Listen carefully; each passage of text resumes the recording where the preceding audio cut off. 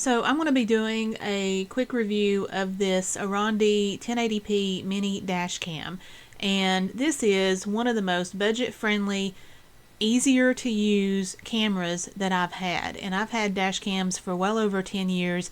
I've had 5 models, I think, of dash cams, and the main reason I purchased this one is because it will take a 128 gigabyte memory card. My previous cameras had only went up to a 32 gigabyte card, and so they only recorded so many hours. This one records, at least 6 to 8 hours depending on your settings. It probably records longer than that, but it's, plenty of time to capture your entire trip for the most part. I've found that it's exceptionally easy to use. The only issue I've had with it is when you get the camera clipped onto the mount, it kind of locks in place, and to remove it takes a little finagling, I guess. And the mount and the camera is plastic, and you don't want to be forcing things, and so it may be a little hard there may be a trick to it that I don't know, but it may be a little hard to disconnect the camera from the mount once you have it clipped in there, unless of course you take the suction mount off and you have more, I guess, dexterity with it in your hands. Now what I do is just take the suction mount off and deal with the camera that way, and it's pretty easy to do. It's got a strong suction mount that attaches to your windshield, and then it locks in place. I have not had this camera falling off. It's been very sturdy. So this camera has been extremely easy to use as far as learning the settings and kind of how it works. This camera has a power button on the top, the memory card goes into the side, and then there's 4 buttons on the bottom. And the one on the left is your menu button, the button on the right is your OK or enter button, and then the 2 in the middle are your up and down scroll buttons. So you're going to, if it's recording, you need to hit the OK button to stop your recording, and then you can go into the menu screen. Go into the menu screen, scroll up or down to find the setting you want, hit OK to get into that setting, scroll up or down to choose your setting, hit OK again, and then you can hit menu to back out of the menu screen. Once you're back to your recording screen, you hit OK, and that will start the recording. And you'll see the red light flashing while the view screen is up, and of course the view screen will kind of power down after, I think, 30 seconds, or you can set the setting for that. And the little blue light on the camera will continue to flash as it's recording. And this is a nice bright blue light. My previous cameras, you could really only see that blue light in the dark when it was flashing, and in the daylight you really couldn't see it that well.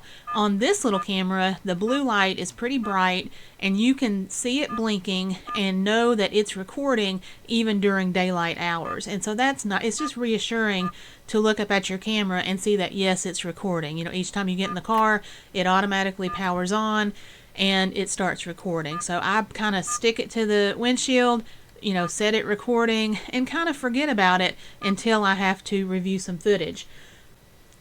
Now I take the camera down and take the memory card out to review the footage currently. There is an app for this camera that works with Wi-Fi on your phone, and that may be a great way to do it. I just haven't done that yet, so I can't really comment on the app functionality of this little camera. But as far as the ease of using the memory card and having that to review footage on your computer, that's been working very well. So we're going to review a couple of clips that I've recorded in the last month. This first one will demonstrate that the wide angle, the 170-degree wide angle, does capture what's to the side of your vehicle. Because in this video, I'm passing a car, it all of a sudden kind of veers into my lane, and I was worried that I didn't catch that because it was to the side, but this little camera caught it. And so fortunately, although it looks kind of like this car hit me, it did not. I was able to kind of react and move my car over a little bit. The car that was swerving into me or drifting into me, whatever they were doing, they must have realized what they were doing, because when I looked back, they got back in their lane. So this clip here actually shows what's happening in front, and this is actually in the other vehicle, and it is recording. I'm very happy with the detail of this. The semi, you'll see he turns his signal on, wanting to move over to the left, not realizing, I guess, there's a car right there. Fortunately, the car is able to avoid an accident, slow down, get over, avoid getting hit, and that's a great thing, because if they got in an accident, then I'm probably right there with them.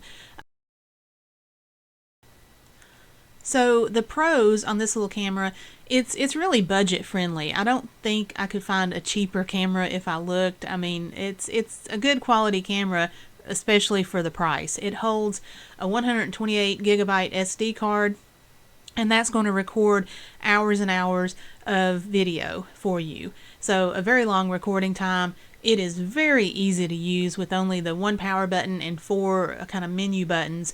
You don't even have to read the instructions. If you've used anything like this before, you'll figure it out no problem. It has a strong suction mount. I've not had an issue with this falling off the windshield.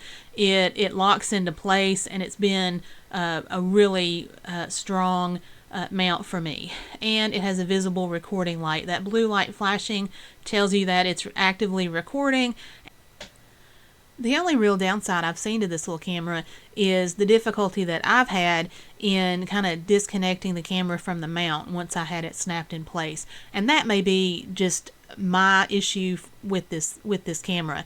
I choose to take the suction mount off the windshield when I need to access the memory card.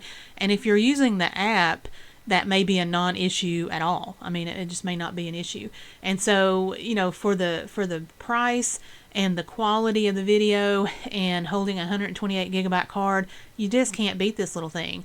There are links in the description for the camera and the memory cards that I'm using, and those are the memory cards that have recorded the video that we saw. And so for a budget-friendly option, this thing's great. So get a dash cam, drive safely, and hope that everybody else on the road does too. Take care, guys.